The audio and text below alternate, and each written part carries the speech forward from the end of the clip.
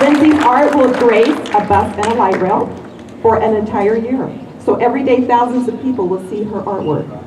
You are an important part of who we are, and there's one thing that you're going to notice now that Lindsay's artwork is on it. You're going to notice buses more often.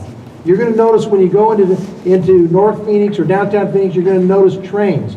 I know that after coming to these, and this is my third one, even though this is a huge valley, I seem to see that bus and that train that has the artwork on it more often than I ever thought I would. So as you see buses drive around, look for Lindsay's art and recognize what a great job that she did. And I hope you feel a sense of pride that one of your classmates did something that will be seen by literally millions of people over the next year. You know, we have 70 million riders on our transit system every year. Almost 17 million on light rail alone. So there's a